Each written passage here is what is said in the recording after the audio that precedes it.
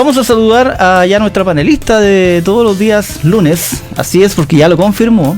Ahí está. ¿Cómo está, Roxana? Hola Cristian, muy bien. Gracias nuevamente por estar compartiendo esta jornada en tu programa Vamos al Aire a través de Radio Más. Así es, bienvenida nuevamente a radiomás.cl. Bueno, yo voy a poner acá tu información. Ahí está Roxana, ella es diplomado y magíster en Derecho Procesal de Familia, y precisamente los días lunes estamos abordando con ella temas que tienen referencia, ¿cierto?, al derecho de familia. Roxana, hoy día vamos a tratar un tema no menor, un tema bien interesante también, que también de algún modo ha tenido relevancia en estos tiempos que estamos viviendo, ¿cierto?, en esta contingencia sanitaria, y que hace referencia, yo ya lo anunciábamos, ¿cierto?, a esto que tiene que ver con la relación directa y regular en tiempos de pandemia. Para interiorizarnos un poco, ¿de qué se trata esto? ¿Qué se entiende por esta relación directa y regular? Ya, mira, qué bueno, porque es el conocido derecho de las visitas, ¿ya? Pero han habido algunas modificaciones que han cambiado la terminología. Entonces, antiguamente conocido como derecho de visita, hoy día correctamente diríamos relación directa y regular. A propósito de la nueva ley que se dictó en junio del año 2013, no sé si se recordarán porque fue de mucho revuelo social, la conocida también ley Amor de Papá. Esta ley lo que hizo fue introducir importantes cambios a nuestra legislación nacional, modificó nuestro Código Civil, y lo que hace en definitiva es introducir nuevos principios como el de colaboración y el de corresponsabilidad, de tal manera que el papá, tanto que vive con el niño como aquel que no vive con el niño, tienen ambos el derecho, ¿cierto?, de participar de forma equitativa en la crianza y educación de los niños. Claro. Y a propósito de eso es que surge este nuevo concepto de la relación directa y regular, que en definitiva lo debemos entender como el derecho-deber, ojo con esto, derecho-deber del papá que no vive con el niño de relacionarse con él, pero principalmente es el derecho del niño que no vive con alguno de sus padres a mantener un contacto periódico, regular, de forma estable, habitual con este papá. Porque la idea, cierto, es que fomentar el vínculo afectivo entre el niño y el padre con el que no vive. Sí, prosigue nomás. Es que esto es no solo en nuestra legislación nacional, sino que también es un derecho, digamos, que consagra la Convención de los Derechos del Niño. Y como tratado internacional al cual nos hemos suscrito como Estado, entonces también, digamos, no es obligatorio, digamos, aplicar esta normativa. Esto, Roxana, de algún modo, yo recuerdo en tiempos, por ejemplo, del año 2001, 2002, 2003, cómo se hablaba mucho, ¿cierto?, respecto a estas diferencias que existían, porque muchas veces quizá el tribunal como que empujaba un poquito o le costaba mucho tomar la determinación, ¿cierto? Tenían que haber demasiadas pruebas, ¿cierto? Para que la tuición, que en esos años se le llamaba tuición, se la adjudicara digamos, la parte paterna, más que la materna. A veces se podía quizá entender de que había más beneficios hacia el lado materno que al lado paterno. ¿Este cambio también de algún modo hizo ajuste al respecto? Sí, precisamente lo que viene un poco a igualar las condiciones tanto respecto de la mamá como del papá. Se cambió este concepto, ya no es tuición, sino que es el cuidado personal, y precisamente a propósito de la misma ley que yo anteriormente te mencionaba, lo que viene a hacer es establecer que ambos padres tienen el mismo derecho de participar de forma equitativa en la vida de los niños, sin perjuicio de que uno ejerce el cuidado personal, pero el que tiene el deber, cierto, de relacionarse a través de las visitas con el niño, que no se reste de esta labor tan importante también de educar y participar de forma activa en su crianza. Perfecto. Roxana, en la práctica, ¿de qué manera, cómo se regula esta relación directa y regular? Mira, tal cual como lo mencionamos la semana pasada respecto de los alimentos, es algo bien similar. En principio, las partes siempre tienen la posibilidad de concurrir a un centro de mediación familiar, en donde, frente a un tercero imparcial que es el mediador, las personas siempre pueden elaborar sus propios acuerdos, siendo en mediación las partes los autores de sus propios acuerdos. Esto se somete a la aprobación del tribunal y para todos los efectos legales tiene efecto de sentencia. Esa es una de las alternativas que tienen las partes. Cuando posterior a esta instancia, lamentablemente las partes no son capaces de acordar en proceso de mediación, entonces tú ya tienes que judicializarlo, presentas una demanda por relación directa y regular y en el tribunal nuevamente el juez va a instar a que las partes puedan establecer algún tipo de acuerdo, lo que se llama, digamos, conciliación. El juez nuevamente intenta que las partes logren acordar y en el eventual caso que definitivamente no hay acuerdo, ya será siempre el tribunal quien evaluará y establecerá la forma que debe establecerse este régimen comunicacional. Y finalmente las personas siempre tienen la alternativa de realizar algún tipo de contrato, que se llama transacción, y someterlo a la aprobación del Tribunal de Familia para que valide el acuerdo que ellos han alcanzado, digamos, de forma externa. Claro, la fijación de algún modo de este régimen, bueno, es entendido por todos, ¿cierto? Yo tengo el caso, por ejemplo, de amistades que tienen, por ejemplo, el derecho de visitar a su hijo un fin de semana, pero hay otros que no, sino que semana por medio, por ejemplo.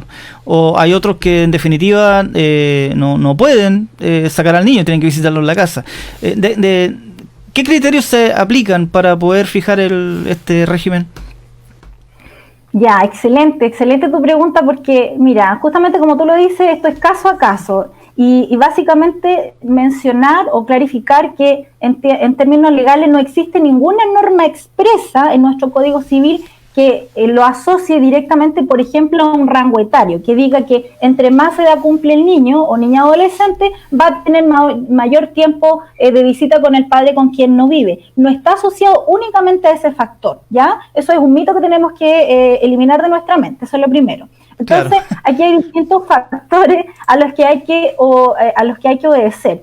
Lo que hace la ley es establecer criterios y parámetros sobre los cuales el tribunal tiene que considerar para fijar las visitas. Por ejemplo, uno de ellos efectivamente es la edad del niño. Otro criterio es la vinculación afectiva que tiene el niño con el padre con quien no vive. Porque aquí nos vamos a encontrar con distintos casos. Por ejemplo, hay niños que estarán recién conociendo a sus padres o que pasaron un tiempo prolongado en donde no los han visto y están nuevamente reiniciando esta relación y tiene que ir de forma progresiva. Habrán algunos niños que habrán vivido con sus dos padres, ¿cierto? Con ambos padres y otros que no. Entonces, todo esto es caso a caso. Además, tú comprenderás, por ejemplo, que es importante, todo obedece siempre al interés superior del niño. Y esto se traduce en, lo podemos también plasmar, por ejemplo, en el estado de salud que tiene el niño o las distancias geográficas que existen entre los domicilios de ambos padres. Entonces, es un conjunto de variantes que el tribunal considera para fijar caso a caso la relación directa y regular que se deberá establecer, pero siempre el tribunal va a tender a ser lo más equitativo posible en principio, entendiendo, ¿cierto?, que ahora la nueva realidad es que los papás y las mamás en su mayoría, ¿cierto?, ambos trabajen. Por lo tanto, en ese caso, lo que normalmente se realiza es que, por ejemplo, las visitas se establezcan fines de semana por medio, para que ambos padres tengan tiempo de descanso con el niño. De la misma forma que el papá, que en la mayoría de los casos, ¿cierto?, la generalidad aún es que la mamá tenga el cuidado personal y los papás sean los que normalmente concurren a ver al niño. Ahora esto se ha extendido también en la semana, o sea, es mucho más amplio, porque lo que se quiere es precisamente hacer parte del otro papá en la vida de este hijo. Claro. Roxana, dentro de todas estas variables, comentaste varias, ¿cierto?, y de hecho me imagino deben haber muchas más, pero es súper importante. Aquí estamos hablando de un niño o niña en realidad, claro, en este tiempo hay que definir bien eso. ¿Es oída de pronto la voz del niño? ¿Es importante para el tribunal saber, por ejemplo, qué piensa el niño al respecto? Sí, importantísimo. Mira, el derecho de la infancia ha evolucionado mucho este último tiempo, tanto así que ha ido en un cambio radical de considerar a los niños, niñas o adolescentes como digamos, objeto de protección a ser sujetos de derecho. Entonces ellos tienen mucha más autonomía para hacer uso de este derecho a ser oído por el tribunal. No es una obligatoriedad, no es que el niño se tenga que sentir presionado, tener que hablar al tribunal, claro. Pero hay algunos niños que de acuerdo a su madurez progresiva, ¿cierto? Ellos quieren expresarse con libertad ante el tribunal y el tribunal toma en consideración su opinión. Si bien la opinión del niño no es determinante para el tribunal, tiene mucha relevancia porque esto se va a combinar, ¿cierto?, con otros antecedentes que se puedan rendir en el juicio. Pero créeme que esto es súper, digamos, es un principio, digamos, que ha tomado mucho valor este último tiempo, que los niños son escuchados sin importar la edad. Hay distintas formas a través de las cuales los niños se pueden comunicar con el tribunal, de tal manera que ellos puedan expresar de forma fidedigna lo que ellos quieren, porque puede ocurrir en algunos casos o situaciones que quien represente al niño, por ejemplo el papá que lo tenga a su cuidado, no necesariamente coincida el interés del niño con el de ese padre, ¿ya? Pueden haber intereses contradictorios. Entonces por eso que es importante también que los niños que quieren hacer ejercicio de este derecho lo hacen y son completamente oídos en el tribunal. Roxana, mira, se está sumando gente. Saludamos a Laura Aguilera, saludamos a Gabriel Elgueta, que ahí nos deja un comentario, ¿cierto? Muy buen tema está exponiendo Roxana, y comenta Gabriel Elgueta. Para ti que recién te estás conectando a radiomás.cl, bueno, esto es Vamos al Aire. Emitimos de lunes a miércoles a eso de las 6 de la tarde. Estamos iniciando y siempre con algún invitado, con algún panelista, y estamos tocando temas de la contingencia, novedades, un rato agradable, ¿cierto?, para compartir durante la tarde. Estamos con Roxana, aquí están, vamos a compartir también aprovechando, aquí está tu página de Facebook, tu fanpage, EIDE Servicios Jurídicos, aquí está tu número de teléfono, tu WhatsApp. Vamos a dejarlo ahí un ratito, mientras tanto te consulto. Respecto a este régimen de visitas, ¿esto es permanente? ¿Hay posibilidades de hacer algún cambio en la determinación del tribunal? Y también quizá aprovecho de preguntarte, cuando el tribunal dicta y dice, ya, este es el régimen de visita, ¿hay algún periodo mínimo en el cual yo pueda hacer algún ajuste? Mira, qué bueno que poder clarificar estas dudas. Lo primero a decir es que, en principio, cuando se establece algún tipo de acuerdo, ya sea que las partes lo acordaron y el tribunal lo aprobó, o el tribunal lo dictaminó, en principio se pretende que estos acuerdos sean sustentables en el tiempo, ¿ya? Pero en familia, a diferencia de otras áreas, las sentencias son esencialmente modificables. Esto es súper importante que las partes lo tengan presente, porque los acuerdos y las sentencias, digamos, que se dictan, tienen en consideración únicamente las actuales circunstancias que están viviendo las partes en ese momento. Claro. Es como decir la foto del minuto. Y en la medida que las circunstancias que afectan a los participantes vayan cambiando, es importante que el acuerdo se vaya actualizando de tal manera que sea capaz ahora de satisfacer las actuales necesidades de las partes. O sea, el acuerdo ya no es actual, hay que ajustarlo porque ahora, por ejemplo, el niño creció o nos cambiamos de domicilio o han surgido distintas variantes, que lo importante es ajustar el acuerdo a las nuevas circunstancias que hoy día nos enfrentamos. Claro, Roxana, mira, te cuento, aquí se agregó, buen tema, dice Cecilia Pérez. Un saludo para Cecilia, que nos está viendo. Para Camila Cuevas, muy buena información. Ella nos comenta a través del fanpage. Yo no sé si aquí puedo... no puedo mostrar los comentarios. Roxana, importante yo creo que es saber un poco, porque... generalmente estas dos cosas van tomadas de la mano, que lo que tiene que ver con el derecho, bueno, tengo pegada la palabra derecho de visita, estamos hablando de aquí, ahí está, lo tengo notado, relación directa y regular, en relación directa y regular, ¿cierto? Que tiene que ver esto con la posibilidad de poder ir a ver a tu hijo, está tomado de la mano y fuertemente vinculado también con el tema de la pensión de alimentos. ¿Qué pasa si la persona está incumpliendo con el tema de la pensión de alimentos? ¿De algún modo altera este asunto de las visitas? Ya, mira, es importante clarificar este punto. Lo primero que aquí hay que hacer mención es que el derecho de visita y el derecho de los alimentos son completamente independientes el uno del otro, ¿ya? Si bien están relacionados, no necesariamente yo necesito del uno para poder accionar. Claro. En el sentido que si yo tengo un papá, por ejemplo, o un alimentante que está condenado a pagar una determinada suma de dinero y ya sé que o no está pagándola porque no ha regulado formalmente una pensión, o teniendo una pensión regulada no la está pagando, en ningún caso esa es una causal que lo exima de poder demandar de relación directa y regular para ver a su hijo. Y en el caso que tenga un régimen ya establecido, tampoco es una causal que lo exima para poder exigir el cumplimiento de ese régimen, ¿ya? ¿Y eso es por qué? Porque si tú lo piensas de esta forma, que el pago de la pensión de alimento es una obligación del padre que no vive con el niño a satisfacer las necesidades del hijo. Y al mismo tiempo el derecho de visita es un derecho del niño de relacionarse con el padre. Por lo tanto, lo que no podríamos hacer es castigar al niño por el incumplimiento que está haciendo el padre, ¿ya?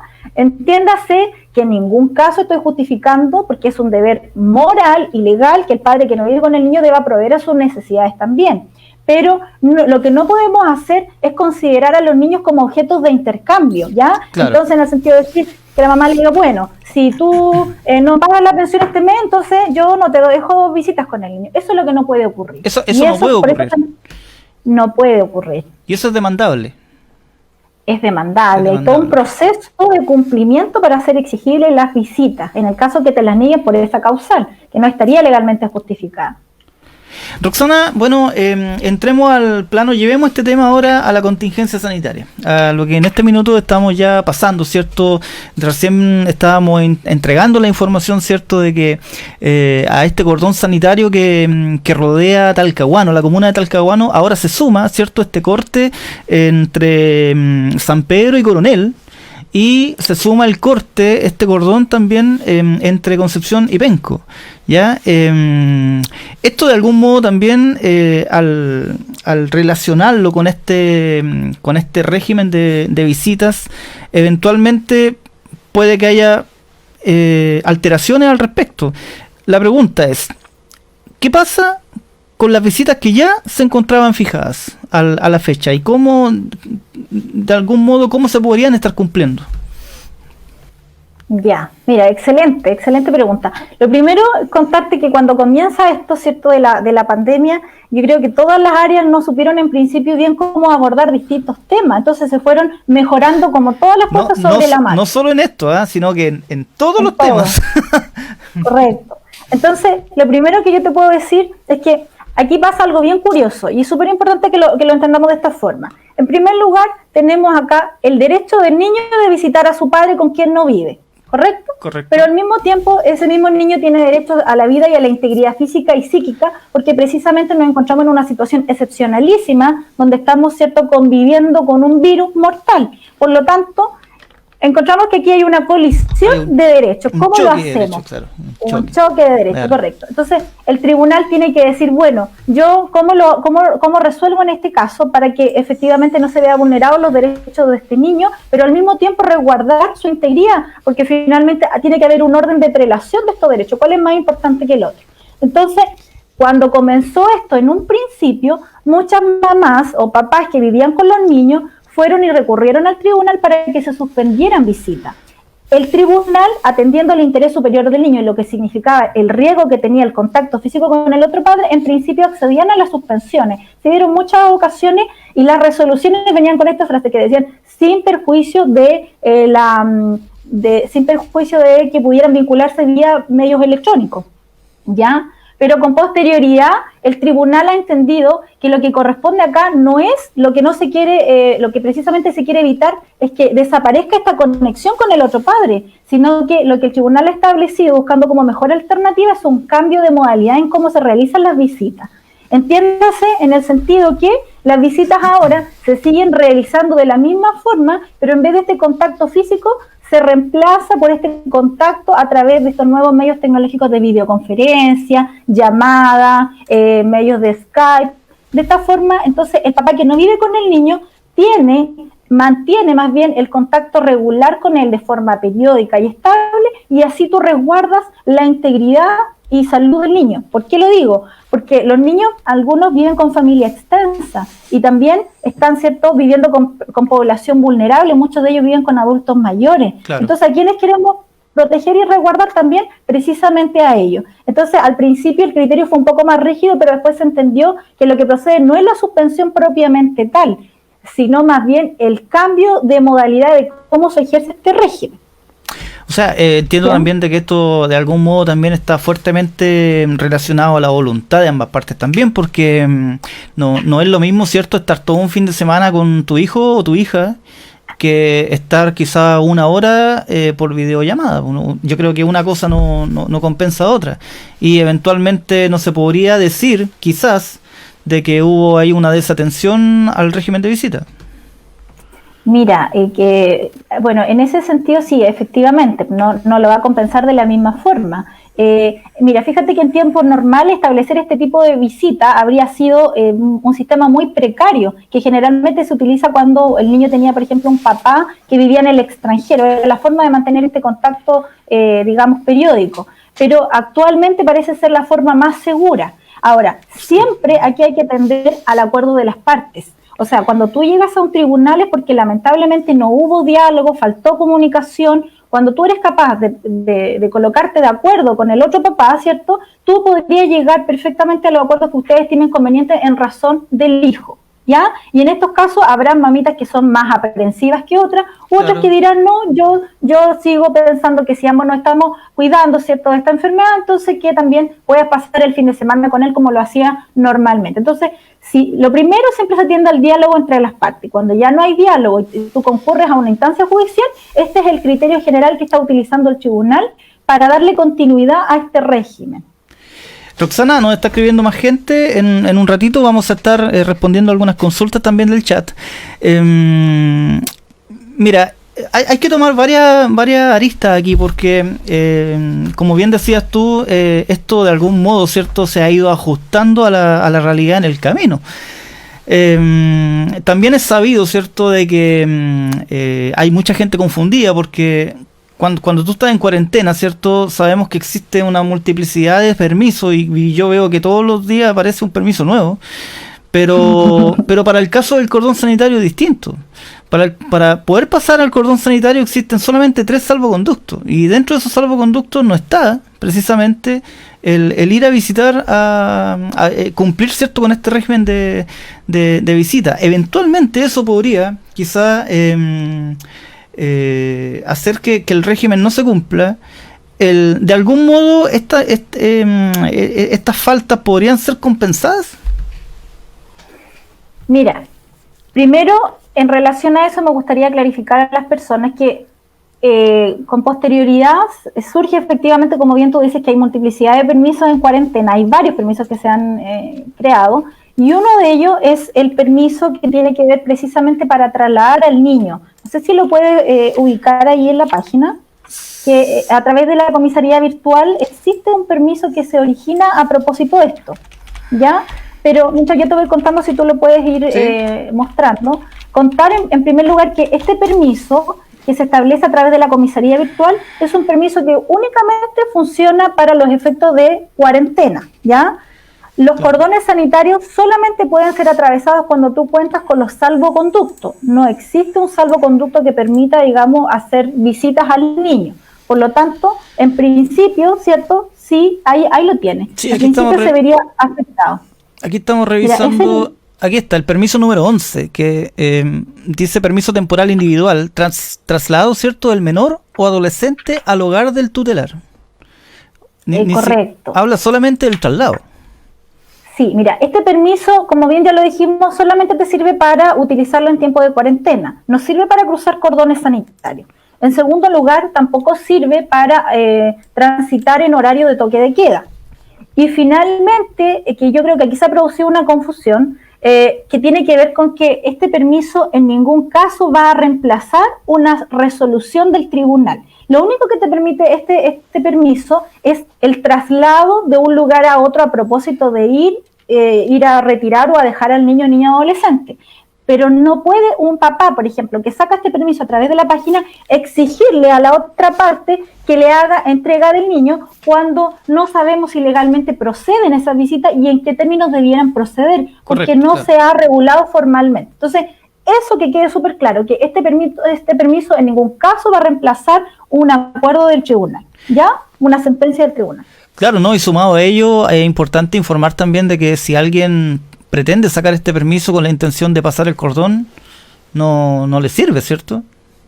No le sirve. Mira, no le va a servir. En este sentido, no le va a servir. Y en este sentido, mira, cuando hay un acuerdo previamente establecido, los acuerdos lógicamente están en principio establecidos para ser cumplidos, no pueden tener un efecto ilusorio. Entonces yo entiendo la preocupación que tienen ambos padres de no figurar como incumplidores ante la ley. Uno porque dice, chuta, no puedo atravesar el cordón, ¿cierto?, para ir a buscar al niño, y entonces eso para ellos me imagino que representa una preocupación.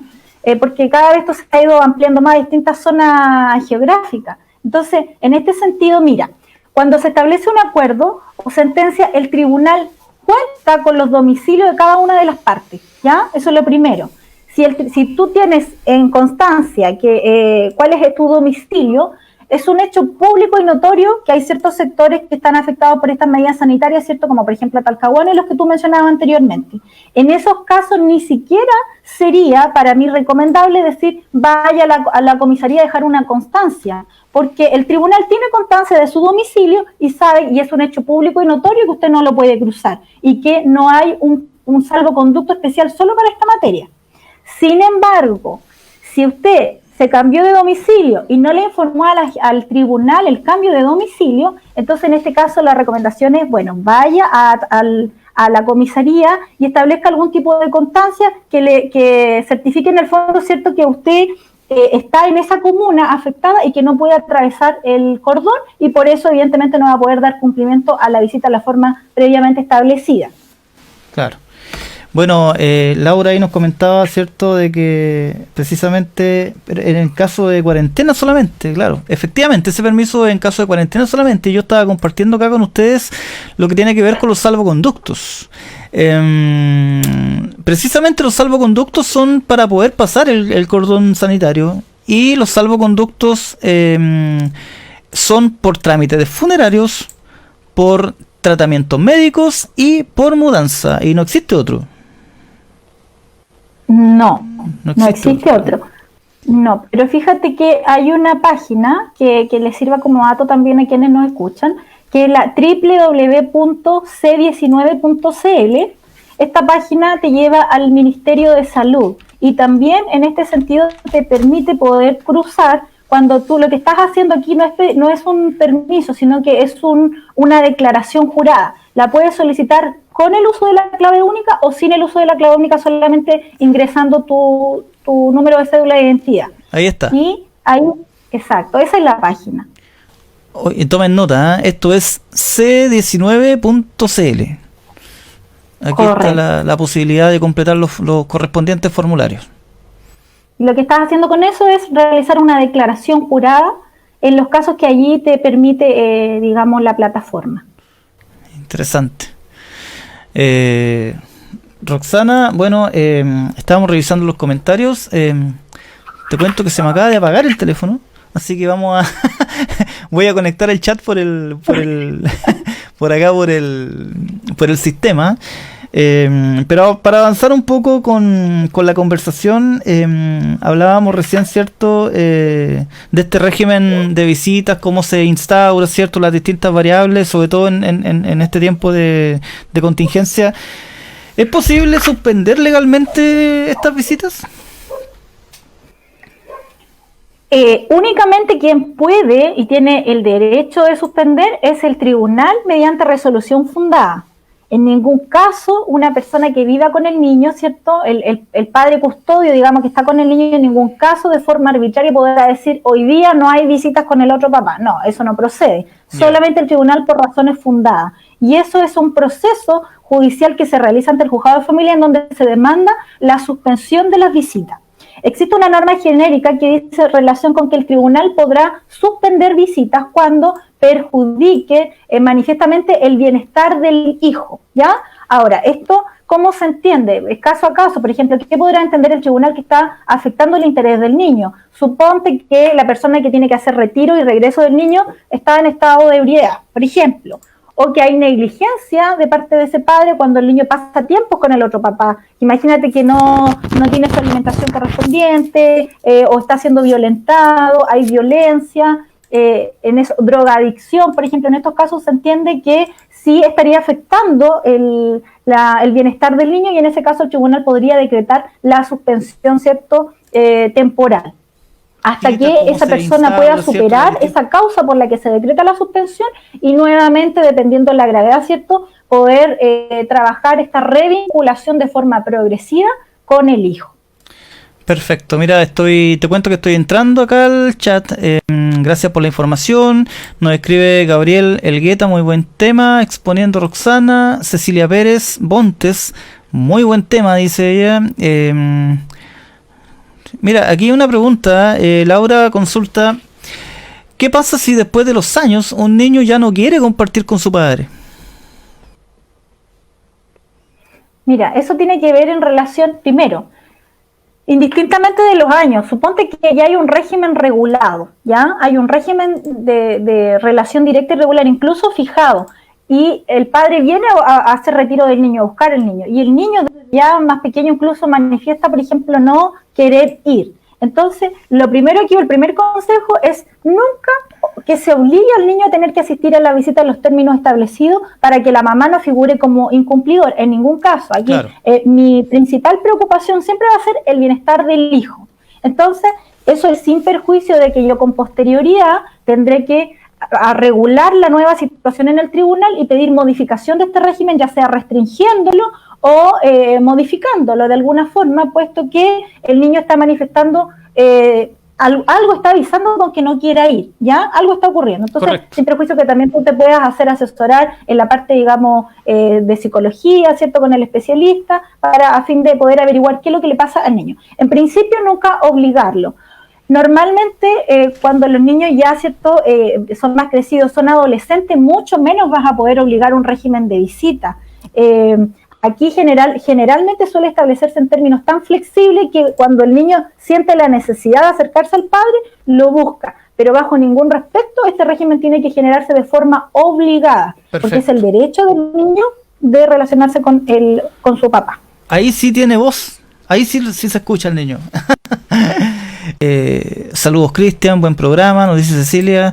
Alejandro Gajardo consulta: hola, ¿cómo están? Saludos, muy buen programa. ¿Cuáles son las sanciones cuando las madres no dejan ver al menor y no cumple lo pactado por el tribunal?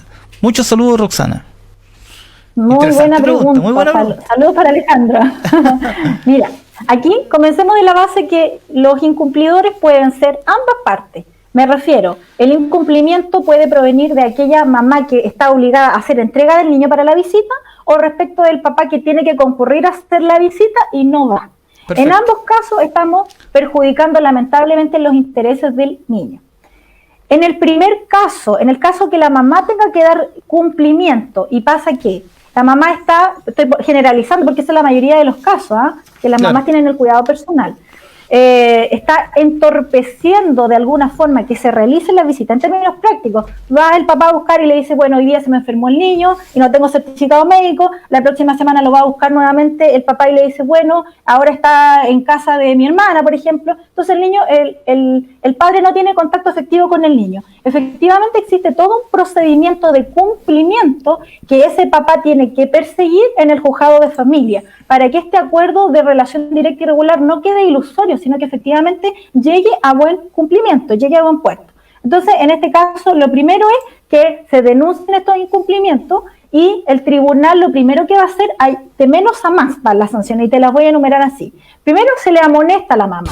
Entonces se dicta una resolución donde le dice, bueno, apercíbase a la señora tanto, por ejemplo, o a don tanto, a fin de que de estricto cumplimiento. Estamos con Roxana, alcanzamos a hablar, ¿cierto?, respecto de las sanciones cuando no se cumple, ¿cierto?, este régimen de visitas, y tú abordaste un tema bien interesante, pues, ¿cierto?, que tiene relación con el niño. Cuéntanos un poquito, no sé si podemos repetir la última parte para poder conectar.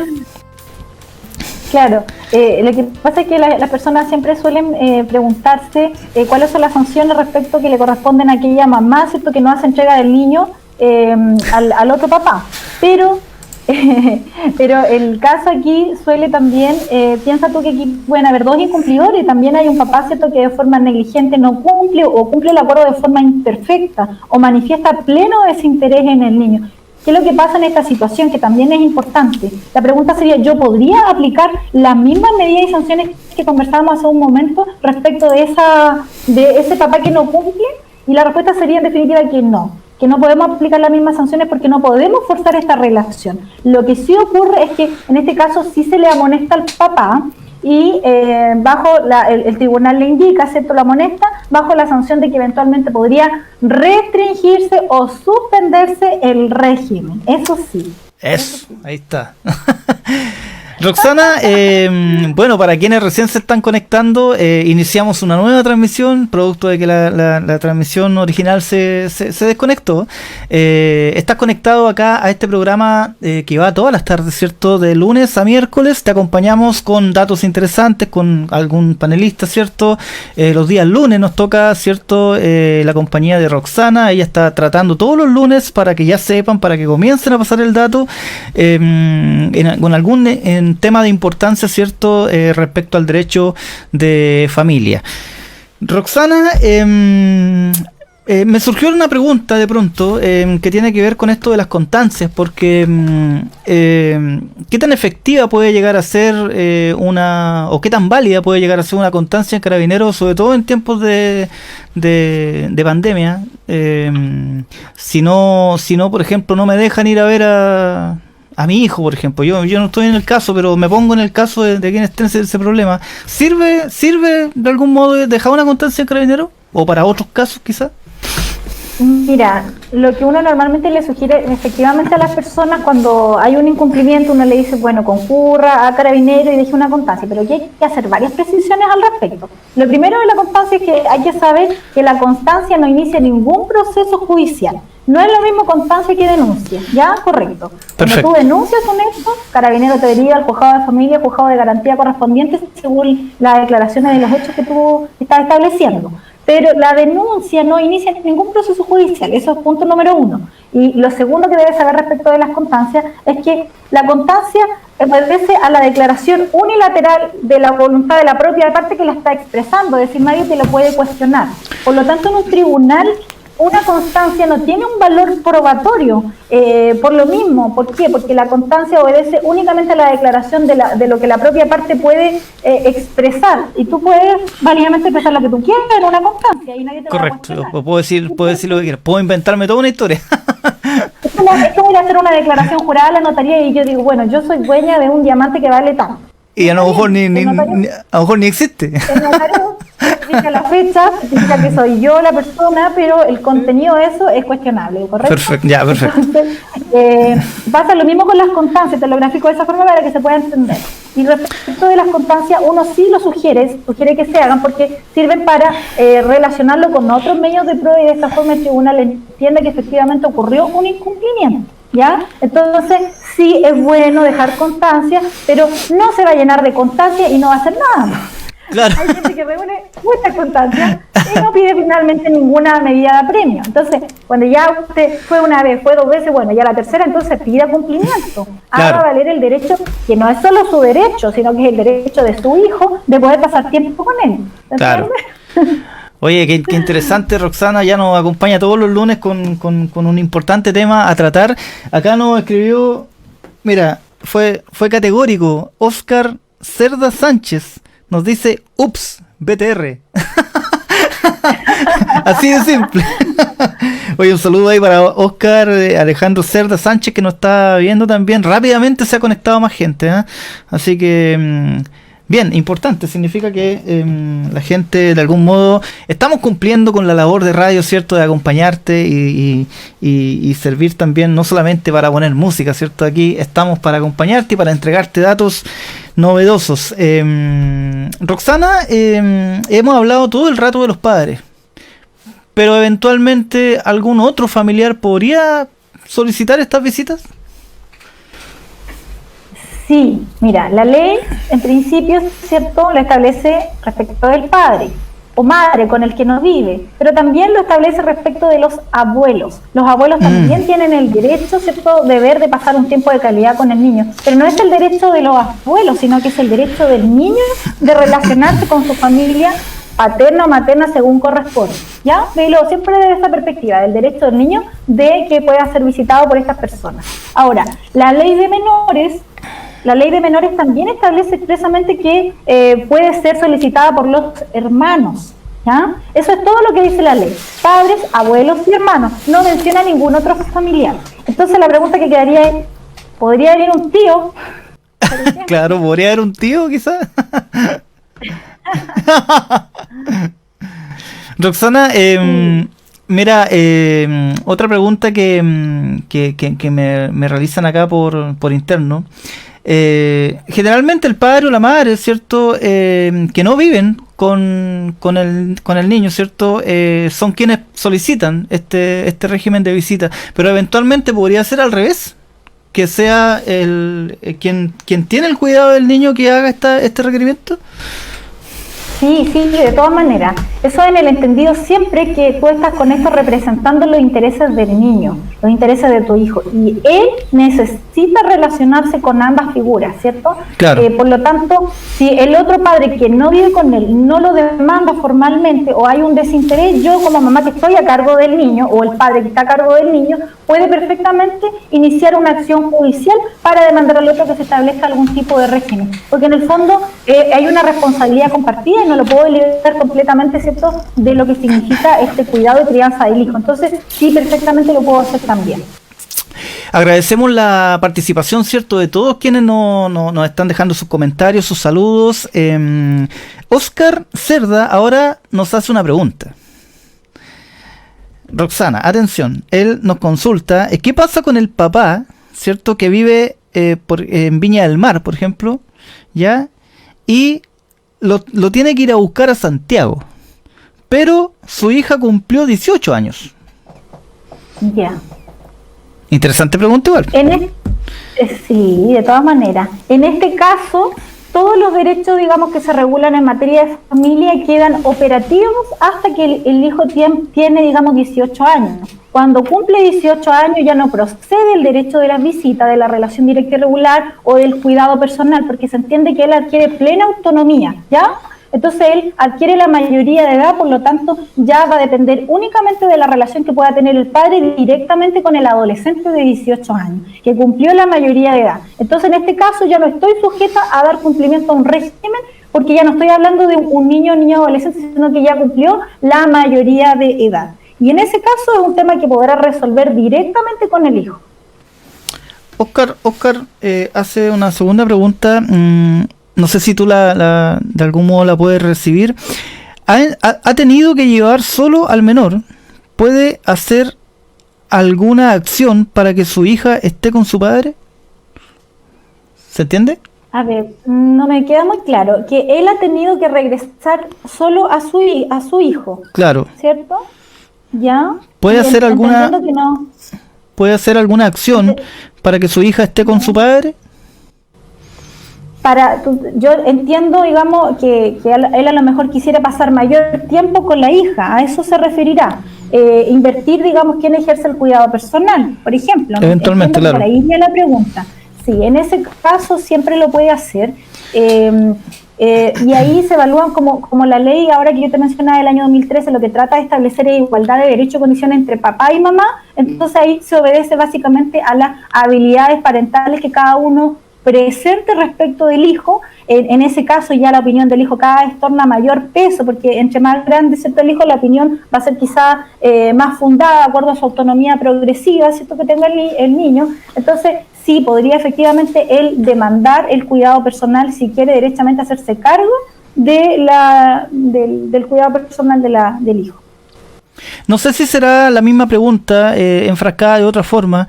¿Qué pasa si luego de regular formalmente un acuerdo de visitas, ya, o sea, se estableció un régimen de visitas, luego el padre que vive con el niño se cambió de domicilio a otra zona, a otro lugar, a otra región?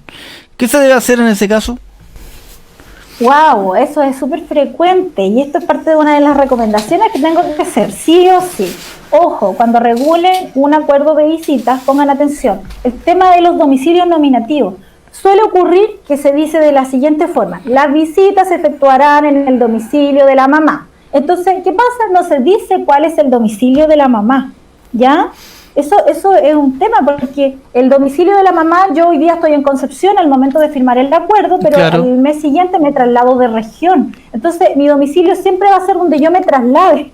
Y eso, en principio, nunca va a representar un incumplimiento en términos legales, porque el niño sigue el domicilio mío, donde yo me traslado, y yo no estaría figurando para ningún caso incumplidora. Sin embargo, cuando tú en el acuerdo regulas y dices, lo señala nominativamente, por ejemplo, el domicilio de la calle 7, el sector de tanto de Concepción, Claro. entonces en definitiva la persona que se traslada de domicilio tiene la obligación de informarle al tribunal para que le notifiquen a la otra parte y en definitiva modificar rápidamente el acuerdo a fin de que las visitas se puedan establecer también de una forma diferente, porque ya aquí vamos a estar afectados por la distancia, lógicamente. Oye, nosotros de algún modo teníamos un programado, y esto habla bien, ¿eh? Habla bien de la entrevista, habla bien de la panelista, habla bien de la gestión, porque en un principio dijimos vamos a estar media hora conectados con esta entrevista, y fíjate que ya van a ser las 7 de la tarde, significa que llevamos una hora una hora hablando de esta relación directa y regular. Los agradecimientos correspondientes lógicamente también a ustedes que están compartiendo con nosotros, nos están viendo. De hecho, Oscar da sus agradecimientos, está expresando su agradecimiento porque dice que la explicación fue súper clara y precisa. Saludos. Muchas gracias, Oscar, un saludo para ti y te esperamos el próximo lunes también, y que sepas también, y todos quienes nos están viendo, que este programa se emite de lunes a miércoles entre las 6 y las 7 de la tarde. Roxana, mira, yo creo que con esta es una pregunta quizá un poco más técnica, pero podríamos eventualmente cerrar la entrevista con esta.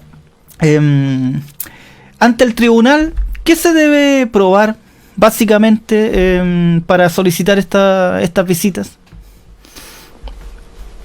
Primero, tiene que ver con el título que me habilita para demandar, ¿cierto? Este vínculo de parentesco. Hablábamos del papá, de los abuelos, ¿cierto? De los hermanos, pero también podría ser, por ejemplo, un tío, que a pesar de que la ley no lo establece expresamente como tío, sin embargo, tendrá que atender el tribunal a cuál es el beneficio que le genera al niño relacionarse con tal o cual persona. Entonces, por una parte, el título que me habilita, que es el vínculo de parentesco, y en segundo lugar, las habilidades también de la persona con la que se van a regular las visitas. Porque depende, hay visitas con pernoctación, sin pernoctación, donde tú puedes pasar periodos prolongados a cargo de un niño. Entonces el tribunal evidentemente va a evaluar estas habilidades y finalmente lo va a combinar con los beneficios que le va a traer pasar tiempo con este adulto que está solicitando la visita respecto de ese niño. Oye,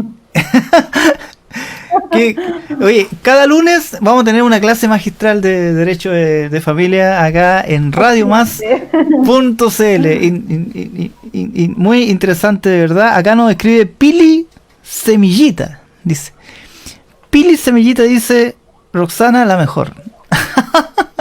Mira, bien, ¿eh? Un saludo para ella también. Un saludo también para ella.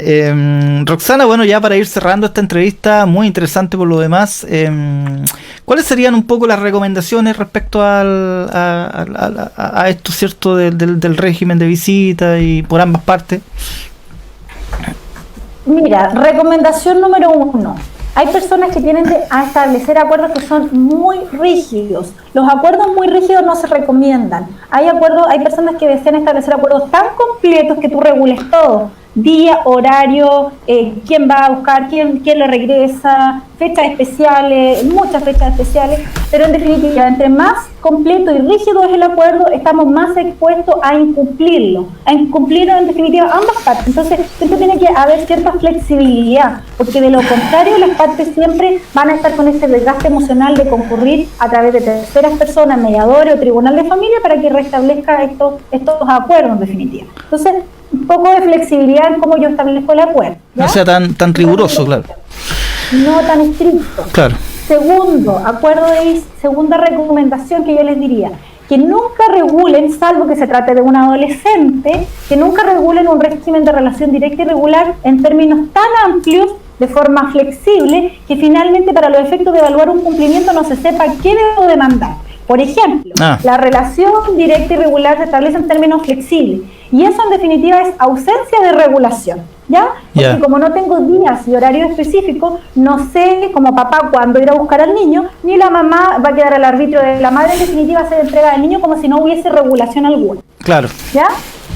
Y tercera recomendación que yo les podría hacer, esto que yo les explicaba nuevamente de los domicilios nominativos. Pongan mucha atención cuando regulan un acuerdo y que quede expresamente dónde se va a efectuar el acuerdo, ¿ya? Para evitarle después algunas dificultades mayores. Oye, ahí estaban los 3 tips. Los 3 tips de cierre respecto a este tema que hemos tratado hoy día, ¿cierto? Que hace referencia a la relación directa y regular, sobre todo en tiempos de pandemia. Para ti que te estás recién sumando a la transmisión, te invitamos a que revises esta entrevista, ¿cierto? Va a quedar alojada en el fanpage de radiomás.cl. Revisemos también rápidamente el fanpage de Roxana. Aquí está, ustedes ingresan a Facebook, EIDE, Servicios Jurídicos, ahí está el teléfono de contacto, el WhatsApp, para que puedan hacer sus consultas, ¿cierto? Quizás conseguir algún tipo de asesoría en términos jurídicos, sobre todo especialista en derecho de familia. Roxana, ¿qué podemos adelantar para la próxima semana? Muy buena pregunta. Sí, aprovechando. Mira, lo importante es transmitir a las personas lo que hoy día está ocurriendo a propósito de la contingencia, cómo estamos solucionando nuestros distintos conflictos familiares en época de pandemia. Y hubo una noticia hace algún mes atrás de un divorcio expreso, un divorcio que se realizó por videoconferencia. ¿Ya? Dios mío, ¿qué está pasando? Eso es todo lo que puedo anunciar. Ya. Oye, pero está bien el término, ¿no? O está, de pandemia. Tendería a ser medio peyorativo el término, ¿cierto? Como divorcio express. Sí, eso. Sí, porque en realidad lo que está ocurriendo es el divorcio, y hay distintos tipos de divorcio por distintas causales. Pero ¿cómo se lleva a cabo en tiempo de la contingencia social? Ok, bueno, quienes nos están escuchando ya saben, quien conozca un amigo, una amiga que esté pasando por este proceso, no se pierdan el próximo lunes, ¿cierto? Roxana va a estar tratando este tema con lujo de detalle, igual que la semana pasada estuvimos viendo el tema del retiro del 10%, la retención de este 10% por la pensión de alimentos. Hoy día estuvimos revisando esto que hace relación a las visitas, ¿cierto? Y la próxima semana se vienen los divorcios. ¡Oh! Roxana, un lujo tenerte acá en radiomás.cl, agradecerte nuevamente tu tiempo, ¿cierto? Estar acá con nosotros, me imagino que has estado con harto movimiento. Sí, mucho movimiento, pero de todas maneras, Cristian, agradecerte la invitación, un placer para mí poder compartir con ustedes a través de tu programa. Eso. Así que nos estamos viendo. Bien, Roxana, nos reencontramos entonces, Dios mediante, el próximo lunes. Y tú conoces a la Cote, ¿cierto? A María José Quintanilla, ¿cierto? Sí, correcto. Fíjate que hace poquito sacó un último tema, una última canción muy preciosa por lo demás. Y ya para cerrar este programa vamos a dejarlos con esta canción que se titula, esto es Traje Flores. Así se llama, así que Roxana, nos vemos la próxima semana, el próximo lunes. Y a nuestros auditores, ¿cierto? Invitarlos a que se acerquen a las distintas redes sociales de radiomás.cl. Estamos en Instagram, en YouTube y acá en nuestro fanpage. Y no se olviden que tenemos transmisión 24/7 a través de www.radiomás.cl. Ahí puedes conectar tu teléfono por Bluetooth, ¿cierto? A tu vehículo. Puedes escuchar la radio en la noche, en el día, en la mañana, 24/7 con muy buena programación. Así que, Roxana, nos quedamos con este temita de María José Quintanilla y nos reencontramos la próxima semana.